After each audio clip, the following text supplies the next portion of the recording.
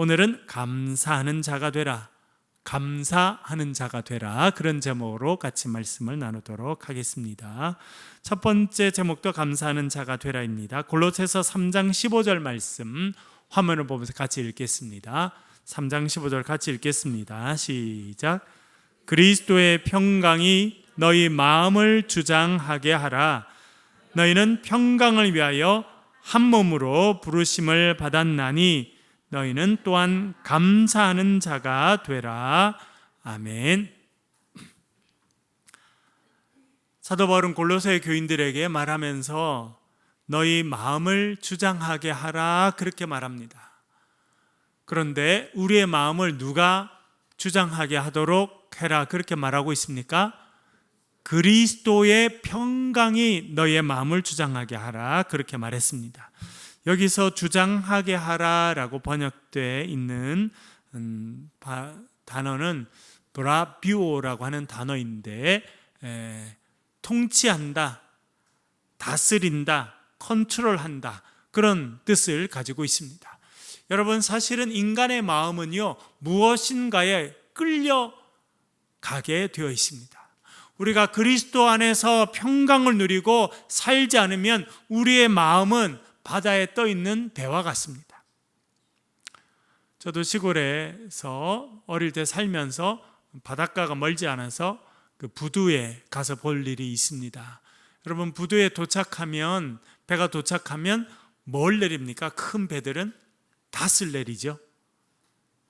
제가 어릴 때 보았던 배는 지금도 이제 대우조선소에 가면 그런 배들을 만듭니다만, 운동장 몇 개를 붙여놓은 것 같은 엄청난 그런 크기의 배들입니다. 그런 배들도 여러분, 사실 바다 위에 떠 있으면 돛담배나 마찬가지예요. 여러분, 이런 그 거대한 태풍이 오죠. 그러면 큰 배들을 태풍쯤이야, 우리 배가 얼마나 큰 배인데 하고 태풍 가운데로 지나갈 수 있습니까? 절대 그렇게 할 수 없습니다. 큰 배들도 이 정도 큰 태풍이 오면요, 다 항구로 피해야 돼. 그렇지 않으면 그 큰 배들도 뒤집어질 수 있고 파손할 수 있습니다. 그런 배들이 이제 바다 근처에 오게 되죠. 그러면 바다 밑에다가 닷을 내리게 됩니다. 왜 닷을 내립니까? 떠내려가지 않도록. 큰 배니까 움직이지 않겠다, 그렇지 않습니다. 여러분, 물결이 치면 큰 배도 다 움직이게 돼 있습니다. 그래서 닷을 딱 내려서 그 닷이 바다 저 밑에 탁 박혀 있어야 배가 움직이지 않습니다. 많이 요동치지 않는다라고 하는 것입니다. 그러나 우리의 마음은요, 바람에 흔들리는 갈대와 같습니다. 그래서 파스칼이라고 하는 유명한 프랑스의 철학자이고 사상가인 사람이 책을 썼는데, 방세라고 하는 책을 써서 유명해졌는데, 그게 또 유명한 표현이 나옵니다. 인간은 생각하는 갈대다, 그렇게 표현했습니다. 사람의 마음이 아주 많이 움직인다는 것입니다. 든든해 보이지만, 겉으로는 평온해 보이지만, 여러분 마음 가운데 얼마나 많은 폭풍이 있습니까? 특별히 내일 큰 태풍이 온다 그러니까 특별히 농사하시는 분들, 또 저지대에 있는 분들, 또 여러분들이 얼마나 마음을 많이 쓰시겠습니까? 우리의 삶에 어려움이 다가올 때가 있습니다. 원치 않지만 큰 질병이 다가올 때가 있습니다. 우리 교인들 가운데서도 수술대에 누워서 수술을 하게 되는 그런 경우들을 겪는 분들이 가끔 있습니다. 여러분, 그렇게 수술대에 누워서 내가 수술을 받아야 되고 전신마취를 해야 되는 그런 순간이 있다고 하면 얼마나 마음이 흔들리겠습니까? 우리의 마음이 그렇게 흔들리게 돼 있어요. 그래서 우리의 마음이 닷을 내리고 고정되어 있어야 합니다. 그렇지 않으면 우리의 마음이 바다 물결 위에 떠 있는 돛담배와 같이 흔들린다는 것입니다. 그렇게 우리의 인생이 세상의 풍파가 주장하지 못하고 세상의 환난과 근심이 주장하지 못하게 하려면 어떻게 해야 되느냐? 그리스도의 평강이 너희의 마음을 주장하게 하라, 그렇게 말씀하고 있습니다. 여러분, 이 말씀대로 예수 그리스도께서 주시는 평화가 여러분의 마음을 붙들어주는 은혜가 있기를 간절히 바랍니다. 말씀드린 것처럼 우리의 마음은요, 늘 흔들립니다. 또한 우리의 마음은요, 유혹을 많이 받습니다. 여러분, 어떤 데 유혹을 많이 받습니까? 제가 전에 신학대학원 다닐 때 제일 인기 많았던 교수님 중에 한 분이 그 당시 소망교회를 담임하시던 곽선희 목사님이었습니다. 그 목사님이 강의하면 강의실에 학생들 한 300명 정도가 빽빽히 앉아서 그분의 강의를 듣곤 했는데, 뭐 잘 아시는 대로 여러분, 한때 우리 강남에서 가장 큰 교회 중에 하나가 소망교회였고, 뭐 우리나라의 한때 대통령이었던 분을 비롯해서 정재계 정말 내로라 하는 사람들이 그 교회 교인이었습니다. 그래서 그분이 참 맛있는 데 가서 식사를 할 때도 있고 그렇다는 거예요. 근데 한 번은 뭐라 하시냐면, 내가 요즘에 못 먹고 사는 것도 아니고 잘 먹고 사는데 어디 가면 꼭 식탐이 이렇게 나온다는 거예요. 그래서 앉아 있으면 내 밥보다 건너편 밥이 더 맛있어 보인다는 거예요. 그분이 웃으면서 그러시더라고요. 그래서 내가 어릴 때 너무 못 먹고 지나고 힘든 시간을 많이 지내서 그런지 아직도 나한테 식탐이 있다는 걸 알게 된다고 뭐 그런 이야기를 하셔서 저희들이 사실은 깜짝 놀랐습니다. 그분이 그 정도 되는 분이 뭐 없어서 못 드시지는 않을 텐데, 인간의 마음이 그렇더라. 내 나이가 되고 이렇게 살아도 식탐이 있더라. 뭐 그런 이야기를 하시던 기억이 있습니다. 여러분, 사람의 마음은요, 뭔가 움직이게 돼 있어요. 물질에 의해서 마음이 움직이는 사람이 참 많이 있습니다. 여러분, 우리나라에 한때 광풍이 불었다가 또 잠잠했다가 또 광풍이 부는 게 있어요. 그것이 뭡니까? 주식이고, 그렇죠? 주식을 건전하게 투자하는 것은 참 좋은 일입니다.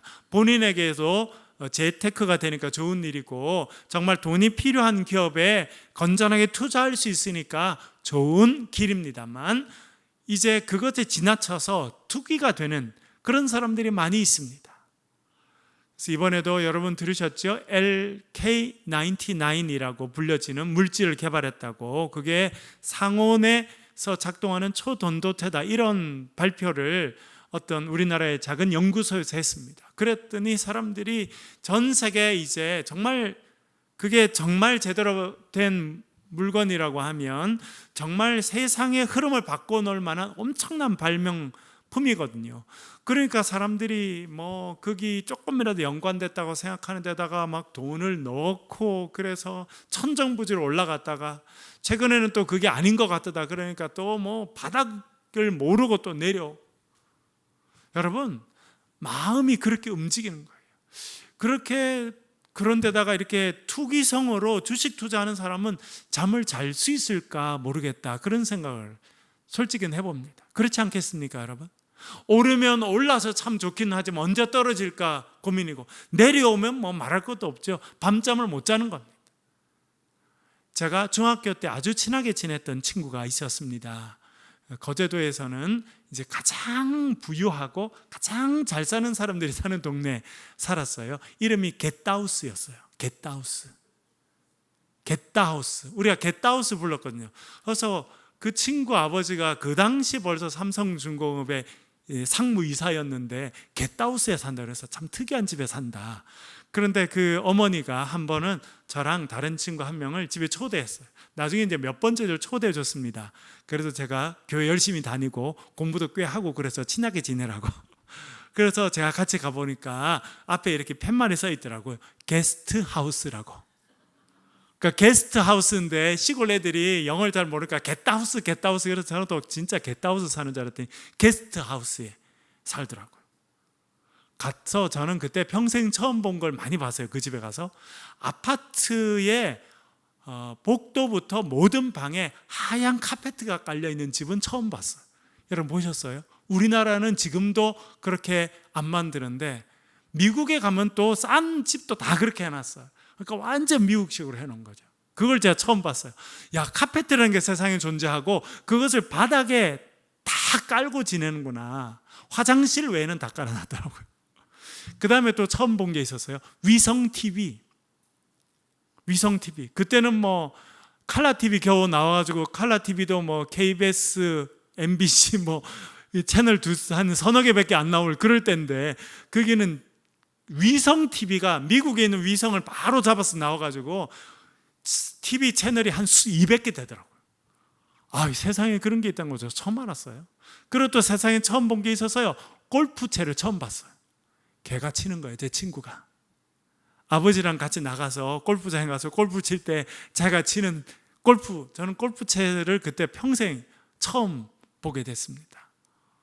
너무 신기한 경험이고, 가까이 하기는 너무 먼 당신이다, 이런 생각이 들었던 때가 있었었는데요. 그 친구도 나중에 제가 크면서 요즘에도 연락합니다. 요즘에도 그러니까 뭐 중학교 때부터 만났으니까 얼마나 오래됐겠습니까? 그런데 그 친구도 보면, 겉으로 보면 겟다우스에 살죠. 제가 아버지는 벌써 그때 서울대학을 졸업해서 유학을 갔다 와서 대기업의 상무이사죠. 우리는 삼천리 자전거 타고 다닐 때 그 친구는 새까만 세단을 타고 학교 등교했어요. 딱 친구 둘이 새까만 세단을 타고 학교 등교하는 애가 있어요. 중학교 때. 둘 다 아버지는 삼성중공업의 상무이사였습니다. 두 분 다 서울대학을 졸업하고. 그러니까 우리하고는 뭐 너무 이렇게 차원이 다른 그런 삶을 사는 친구였는데, 그런 친구들은 삶이 되게 단단한 줄 알았어요. 그런데 친하게 지내고 같이 지내니까 우리보다 바람이 더 많더라고요. 우리보다 고민이 더 많아요.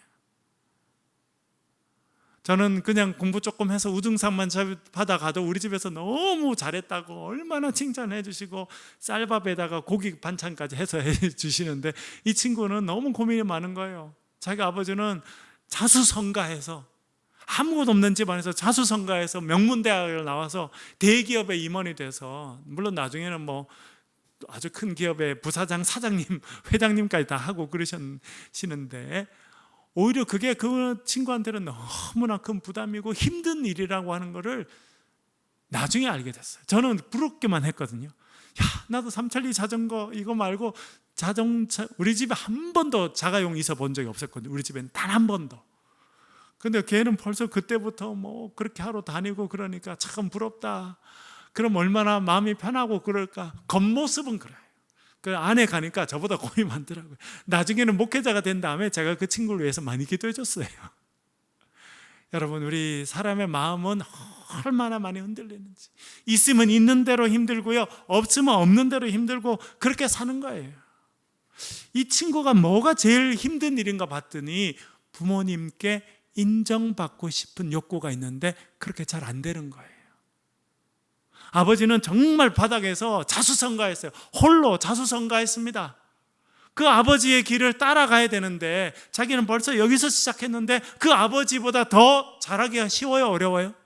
어렵죠. 그러니까 늘 부모님한테 칭찬받아야겠다, 부모님한테 잘한다는 소리를 들어야겠다, 이것이 마음의 부담인 거예요. 한편으로 나중에는 그렇게 생각해, 이거 참 불쌍하다. 나는 85점만 받고 우등상만 받아와도 우리 집에서 고기 반찬 해주고 잘했다 그랬는데, 그런 생각을 하게 됩니다. 여러분, 우리의 삶에 있어서 뭐가 바른 길이고 뭐가 정답이고 그런 건 없습니다. 그런데 성경이 말씀하는 게 있어요. 어떤 삶을 살아가야 되느냐?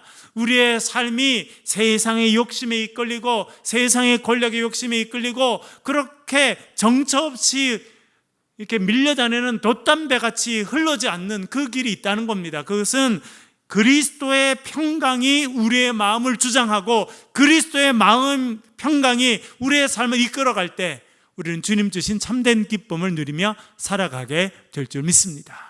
그래서 우리가 소망해야 되는 것이 있습니다. 그것은 무엇이냐면 그리스도의 평강이 우리의 삶 가운데 있는 것입니다. 요한복음 14장 27절은 이렇게 말씀합니다. 그리스도의 평강에 대해서 말씀하는데요, 같이 읽어보겠습니다. 같이 읽겠습니다. 시작. 평안을 너희에게 끼치노니 곧 나의 평안을 너희에게 주노라. 내가 너희에게 주는 것은 세상이 주는 것과 같지 아니하니라. 너희는 마음에 근심하지도 말고 두려워하지도 말라. 아멘. 예수님께서 제자들을 불러놓고 말씀하셨습니다. 나의 평안을 너희에게 준다 말씀하십니다. 여러분, 이 저녁에 수요 기도에 참여하는 여러분들, 예배당에 오신 분들, 온라인으로 참여하신 분들, 예수 그리스도께서 주신 평화가 여러분의 삶에 임하길 주의 이름으로 간절히 축원합니다. 그 평화를 얻어야 돼. 다른 것보다 예수님이 주시는 그 평화를 얻어야 우리의 삶에 진정한 평화가 있는 것입니다. 이렇게 말씀하죠. 곧 나의 평안을 너에게 주노니 내가 너에게 주는 것은, 내가 너에게 주는 평강은 그런 뜻입니다. 그것은 세상이 주는 것과 같지 아니하니라, 그렇게 말해주고 있습니다. 세상이 주는 평화가 무엇입니까? 제가 몇 번 말씀드렸습니다만 여기서 말하는 세상이 주는 평화는 첫 번째는 그 당시 로마라고 하는 제국이 주는 평화였습니다. 전문적인 말로 그것을 팍스 로마나라고 말합니다. 팍스, 피스, 평화라는 뜻이고요. 로마나는 로마의 평화라는 뜻입니다. 그 당시 로마는 평화를 추구하고 있었고 로마의 평화 시대라고 불리던 시대입니다. 지금도 여러분 유럽에 가보면 이 로마 당시 바울이 활동하던 이 당시 주전 26년부터 주 180년 동안 200년 동안 이루어진 이 로마의 평화 시대에 이루어진 유물들은요 지금도 남아 있습니다. 로마에 가면 콜로세움이 있습니다. 한 번에 5만 5천 명이 들어갈 수 있는 극장입니다. 여러분 지금도 5만 5천 명 하면 상상할 수 없는데 그 당시 5만 5천 명이 들어가서 즐기는 그런 건물을 그때 지었습니다. 유럽의 곳곳에 가면 수도교라고 하는 것이 있습니다. 로마가 얼마나 앞서 있었는지, 로마가 도시를 만들면 도시에 맑은 물을 공급했습니다. 여러분 그 당시 어떻게 맑은 물을 공급했겠습니까? 지금 말하면 우리가 있는 여기 대명동 여기에 도심이 형성되어 있지 않습니까? 그러면 물을 어느 정도에서 끌어오느냐면 팔공산에서 물을 끌어오는 겁니다. 어떻게 끌어올 수 있겠습니까? 탑을 세워요. 높은 탑을 세우고 마치 고속도로처럼 이렇게 만든 다음에 물이 흘러가는 통로를 만들고 1도 내지 2도 정도 경사를 지게 해서 팔공산에서 이까지 물을 갖고 오는 거예요. 40km, 50km 물을 운반해 왔습니다. 그래서 그 도시 한가운데 맑은 물이 365일, 1년 365일 펑펑펑펑 쏟아지도록 그렇게 만들었어요. 그것이 아직도 유럽 곳곳에 그대로 남아 있습니다. 예수님께서 걸으셨은, 그리고 특별히 사도 바울이 전도하면서 다닐 때 밟았던 그 길이 비아 이그나티아라고 하는 길인데요, 여러분. 그 길은 지금도 그대로 남아 있습니다. 지금도. 비잔티움, 지금의 이스탄불에서 대륙을 횡단해서 로마까지 이르는 그 길이 비아 이그나티아라고 하는 길인데 예수님 태어나시기 이전에 만들어졌습니다. 그 길이 지금도 그대로 남아 있습니다. 2000년이 넘었어요. 엄청나죠. 그러면서 그런 많은 길들을 닦고 그런 건물들을 세우면서 우리가 너희들에게 평화를 주고 우리가 너희에게 번영을 준다, 그렇게 이야기했습니다. 그런데 그 로마가 주는 번영, 로마가 주는 평화는 뭐에 의해서 유지되는 평화라는 걸 말씀드렸습니까? 힘에 의해서 유지되는 것입니다. 칼에 의해서, 강압에 의해서.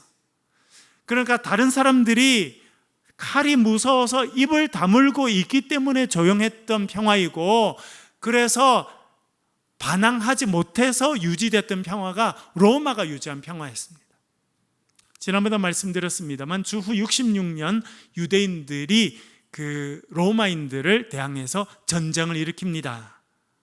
유대인들은 지금도 그렇고요, 그 당시도 대단히 특별한 민족이었습니다. 민족성이 대단히 강하고, 그리고 자신들이 지키는 율법 혹은 음식 혹은 종교적인 것과 부딪히면 목숨을 걸고 싸우는 사람들이 유대인들이었습니다. 그래서 66년 유대인들이 로마의 식민지에 대항해서 전쟁을 일으키게 되는데 그것이 73년까지 가게 되고, 그 결과로 주후 70년에 예루살렘이 정말 돌 하나도 돌 위에 남지 않고 다 무너지는 역사가 있게 됐는데, 티투스라고 하는 장군, 나중에 로마의 황제가 되는 사람은 어떻게 잔인하게 진압했느냐, 매일 500명씩 십자가에 못 박여 죽었습니다. 매일 500명씩 유대인들을.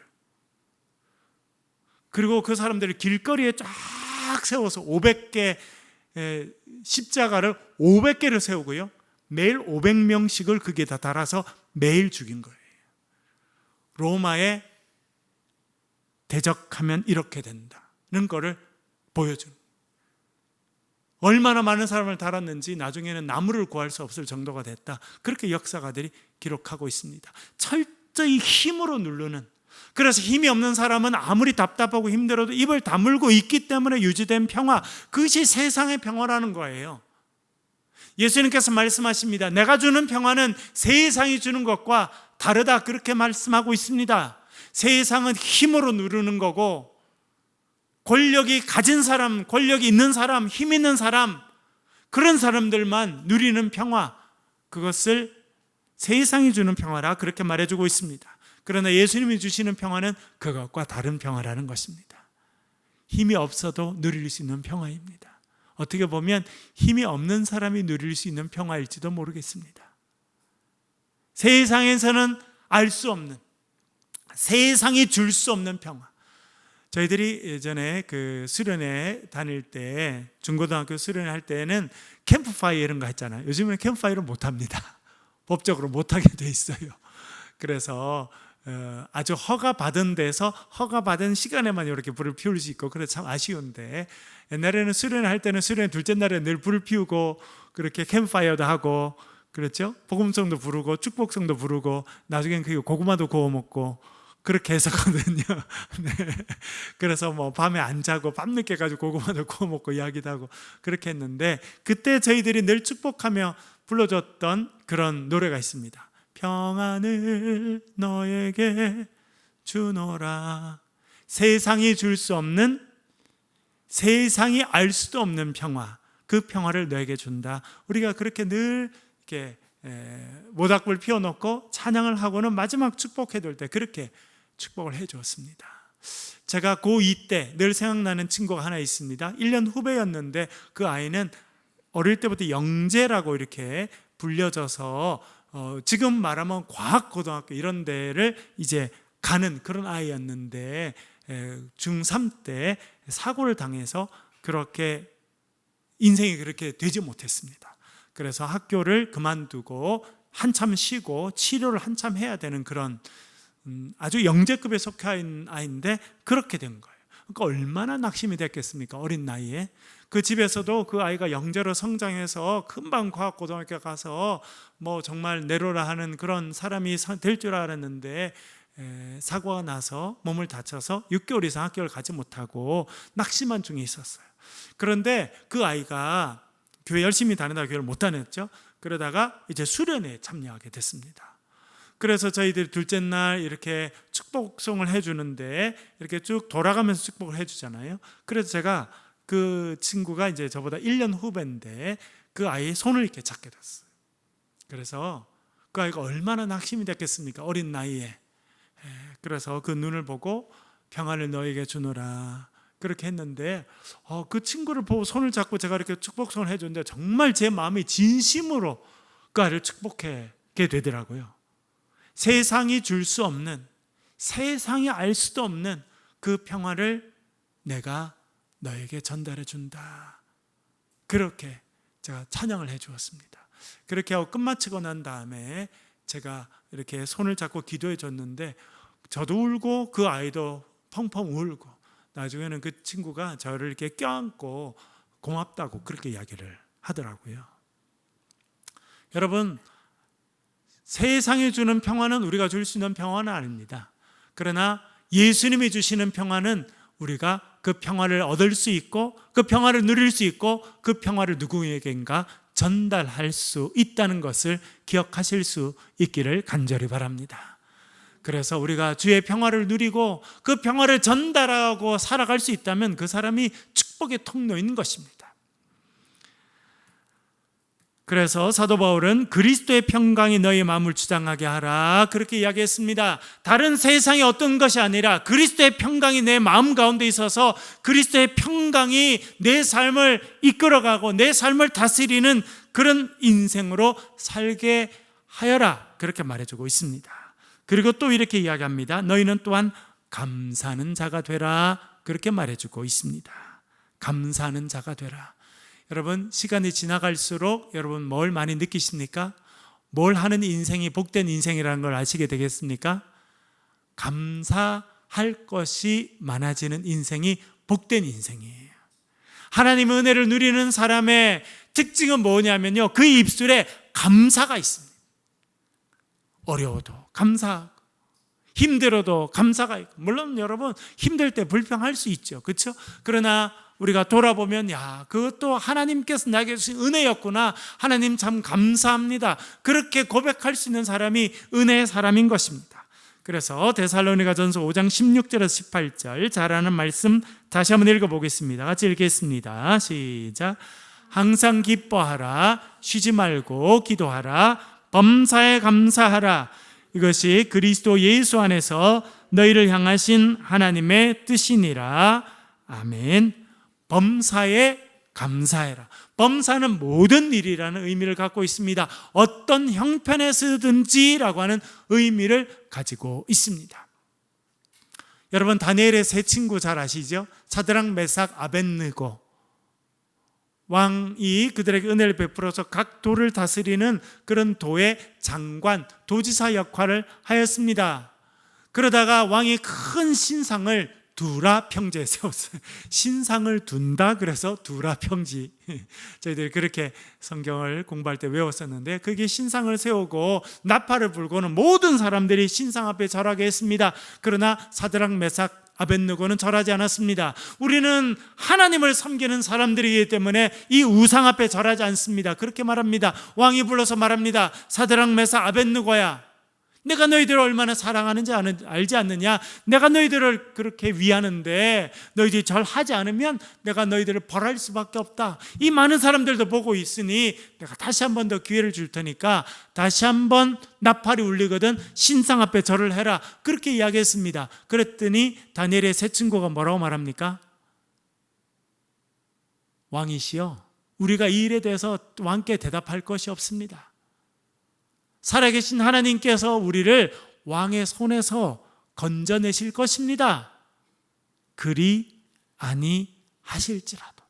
우리가 믿음이 있는데 그 믿음은요, 하나님께서 우리를 불 속에 던져진다 할지라도 건져주실 거라는 믿음이 있습니다. 그러나 만일 우리의 믿음대로 되지 않는다 할지라도, 우리는 그렇게 생각하고 믿고 기도하고 지내지만 우리의 기도대로, 우리의 원하는 대로 그렇게 되지 않는다 할지라도 우리는 왕의 신상 앞에 절하지 않겠습니다 라고 기도하였던 것입니다. 그렇게 대답했어요. 얼마나 담대합니까? 여러분, 그것이요, 우리 아까 살펴본 그리스도의 평강에 주장하는 사람들인 거예요. 하나님의 말씀에 이끌려가는 살아가는 사람들, 세상의 질서가 아니라 하나님의 질서에 따라가는 사람들은요, 그렇게 담대할 수 있습니다. 신약에 와서 사도 바울도 베드로도 그렇게 살았어요. 그래서 사도행전에 어떤 표현이 나옵니까? 세상이 감당 못하네. 세상이 감당하지 못할 사람이 된 거예요. 세상이 감당하지 못할 사람이 되면 세상을 변화시키는 사람이 된다는 것입니다. 그 사람은 하나님의 평화를 누리는 사람이고 어떤 형편에서든지 하나님 함께 하시고 하나님의 뜻이 있으시니 나는 감사하겠습니다. 감사를 선택하는 사람이 되는 것입니다. 여러분, 우리가 욥기를 통해서 얼마나 많이 배웠습니까? 우리의 작은 머리로 하나님 하시는 일을 절대 다 이해할 수 없습니다. 그래서 어떤 데는요, 너무나 원망스러울 때도 있습니다. 하나님, 도대체 저를 왜 이렇게 하십니까? 여러분, 다윗도 그랬더라고요. 하나님, 왜 저 기도를 듣지 않으십니까? 왜 저에게 응답하지 않으십니까? 왜 저를 그냥 내버려 두십니까? 다윗도 그렇게 얼마나 많이 기도했습니까? 그렇게 우리도 답답하고 힘든 상황을 겪게 됩니다. 그러나 그럼에도 불구하고 우리가 감사할 수 있습니다. 왜 감사할 수 있습니까? 하나님의 생각은 우리의 생각보다 훨씬 크시기 때문입니다. 그걸 믿으면 우리가 어떤 형편이든지 감사하게 될 줄로 믿습니다. 우리가 하는 일이 잘 되면 하나님 복을 주시고 은혜 주시고 내 소원들을 이루어 주시니 감사하고, 때때로는 앞길이 막히고 때때로는 하는 일이 잘 안 되고 때때로는요, 믿었던 사람에게 배신을 당하는 그런 때가 다가올 때도 있습니다. 그럼에도 불구하고 그때 우리는 어떻게 합니까? 감사한다는 거예요. 다니엘 보세요, 여러분. 그 조사의 어인이 찍힌 줄 알고도 자기를 시기하는 사람들이 자기를 죽이려고 왕에게 찾아가서 왕이 앞으로 30일 동안 왕 외에 그 어떤 사람이나 신에게 무엇이든지 구하는 사람은 사자굴에 던져 넣읍시다, 그렇게 말을 했어. 그리고 왕이 자기를 위한 일인 줄 알고 그 갖고 온 문서에 도장을 땅 찍었어요. 그래서 자기를 죽이려고 하는 일을 사람들이 진행하고, 결국은 이제 왕도 자기가 도장 찍었기 때문에 왕도 그것을 바꿀 수 없다고 하는 것을 다니엘이 너무나 잘 알았습니다. 그러나 그 도장이 조서에 찍힌 줄 알고도 그는 집으로 돌아갔습니다. 2층에 올라갔습니다. 예루살렘을 향해 있는 창문을 열어놓고 예루살렘을 향해서 무릎 꿇고 앉아서 하나님께 전에 하던 대로 하루 3번씩 기도하며 뭐 했다는 겁니까? 감사했다는 거예요. 참, 죽음의 위기가 눈앞이에요. 여러분, 지금 태풍이 올라오고 있습니다. 내일 어떤 일이 있을지, 어려움이 있을지 우리가 다 불안한 마음이 있어요. 이 정도가 아닙니다. 다니엘은 자기가 총리 되시는 된 것을 시기하고 미워하는 많은 사람들이 딱 한 명, 자기를 죽이기 위해서 만든 음모라고 하는 것을 너무나 잘 알았습니다. 이제 왕도 그 일을 바꿀 수 없다는 걸 알고 있었어요. 그래도 그는 하나님께 기도하면서 원망하지 않았습니다. 하나님, 왜 저에게 이렇게 일을 하십니까? 왜 이 원수들을 치지 않으시고 저를 이 어려움에 던져주십니까? 그렇게 기도하지 않았더라고요. 하루에 3번씩 전에 행하던 대로. 참 중요하죠, 여러분. 3번씩 기도했는데 그것은 그가 매일 해오던 일이었다는 것입니다. 그날 죽음의 위기가 눈앞에 다가온 그날도 평소처럼 3번씩 기도하며 하나님께 감사했더라, 그렇게 말해주고 있습니다. 그랬더니 어떻게 됐습니까? 결국 그가 사자굴에 던져지잖아요. 왜냐하면 왕도 바꿀 수 없는 일이니까. 사자굴에 던져집니다. 아, 이제 이것이 끝났구나, 그렇게 생각할 수도 있었겠는데 하나님은요, 그때 기적을 준비하시잖아요.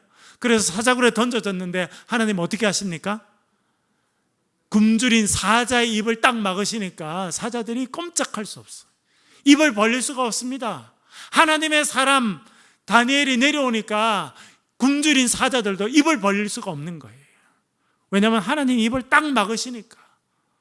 그래서 왕이 와서, 야 다니엘아, 하나님, 살아계신 하나님, 네가 섬기는 그 하나님, 네가 그렇게 전심으로 의지하는 하나님이 너를 살려주었느냐? 그랬더니 다니엘이 살아서 소리를 치잖아요. 그래서 다니엘 나오라 그랬어요. 그리고 다니엘이 살아서 나오니까 왕이 알게 된 거죠. 내가 이렇게 충직하게 아끼는 이 다니엘을 죽이려고 이 옆에 간신배 같은 놈들이 이 조서를 꾸며와서 나에게 거짓말을 했구나. 그래서 화가 나가지고 그렇게 조서를 꾸며온 놈들을 던지라 그랬더니 성경에 뭐라고 돼 있어요? 그 사람들을 던졌더니 어떻게 됐다고요? 그 사람들이 땅에 떨어지기 전에 사자가 뼈를 물어서 부서뜨렸다는 거예요.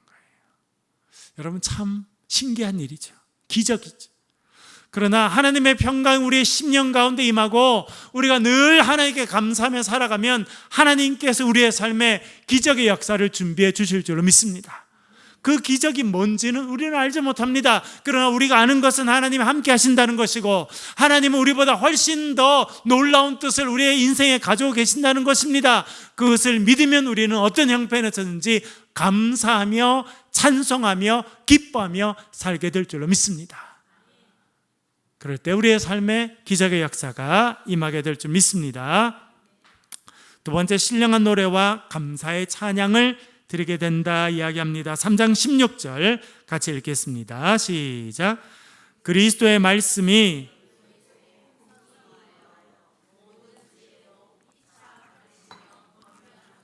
시와 찬송과 신령한 노래를 부르며 감사하는 마음으로 하나님을 찬양하고 아멘.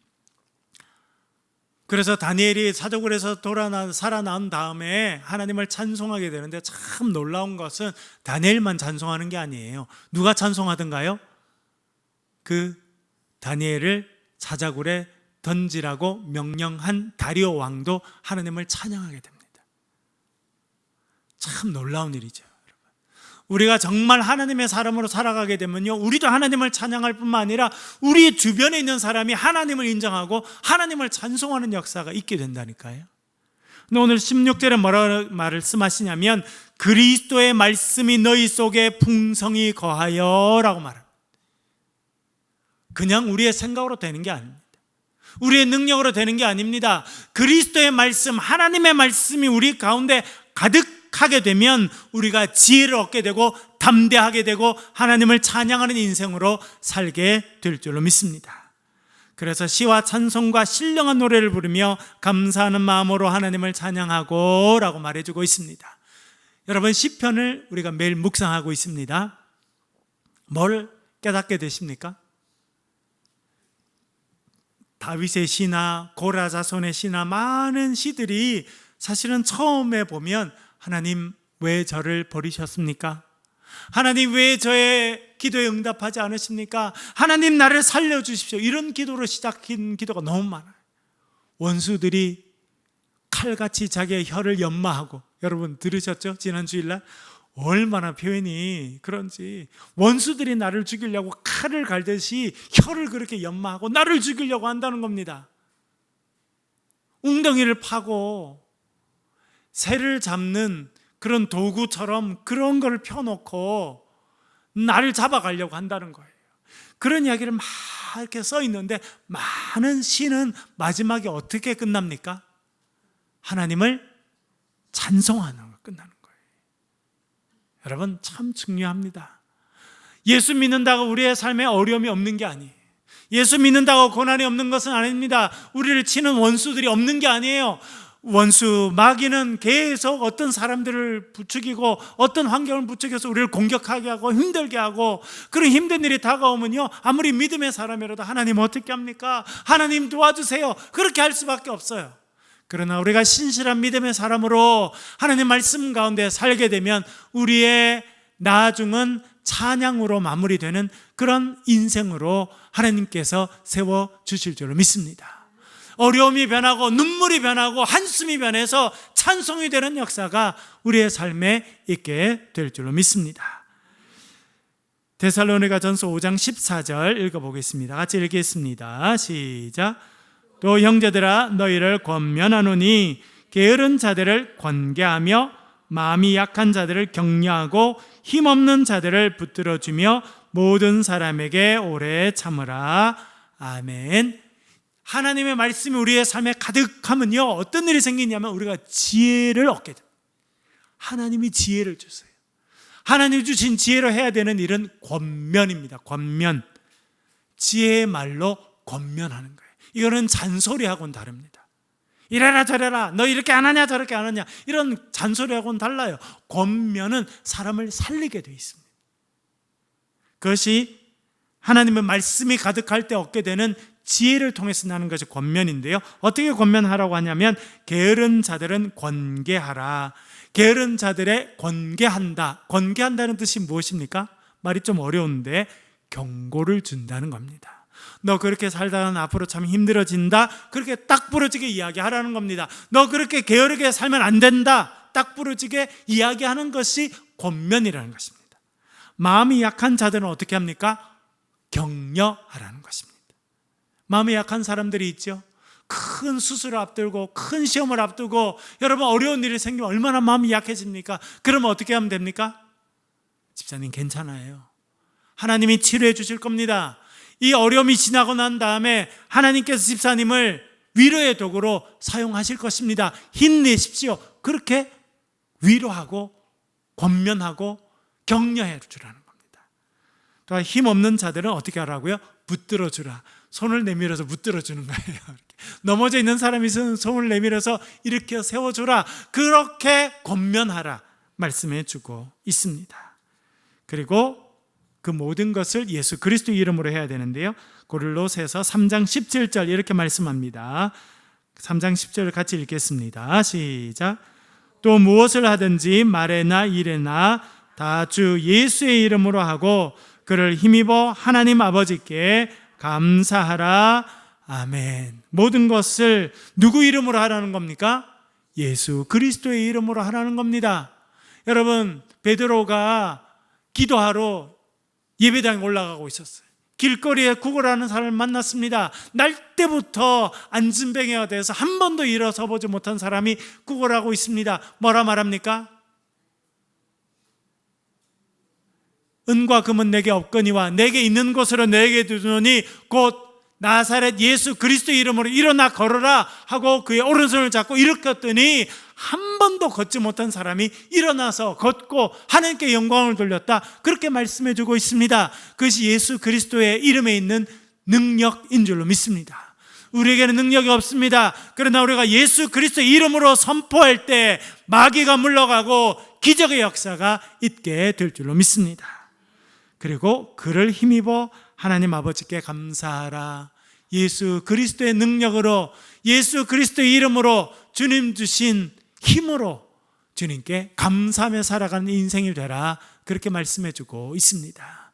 태풍이 올라오는 어려운 시간을 맞이하고 있습니다. 우리 교인들 중에 어떤 분은 최근에도 큰 수술을 받고 회복 중에 있습니다. 그런 분들을 격려하고 위로하고 또 어떤 형편이든지 감사함으로 주의 능력이, 기적의 역사가 여러분의 삶에 경험되는 새창조 교인들이 되시길 주의 이름으로 간절히 축원합니다. 기도하겠습니다. 우리 같이 기도할 때 말씀을 가지고 기도하겠습니다. 하나님, 그리스도의 평강이 우리의 심령을 주장하게 도와주십시오. 주의 평강을 채워주시고 주의 평안을 채워주셔서 예수 그리스도 주신 평안으로 살게 도와주십시오. 기도해 주시고 우리가 늘 감사하는 자들이 되게 하시고 어떤 형편든지 감사하는 인생으로 살게 도와주시옵소서. 특별히 오늘 수술받고 회복 중에 있는 우리 자매님 위해서 기도해 주시고 우리 가정에 있는, 우리 주변에 있는 어려움을 당하는 분들 위해서 기도해 주시고 태풍이 올라오고 있습니다. 큰 어려움 없이 잘 지나가게 하나님 붙들어 주시고 은혜 베풀어 주시옵소서. 동성으로 같이 한번 기도하겠습니다. 아버지 하나님,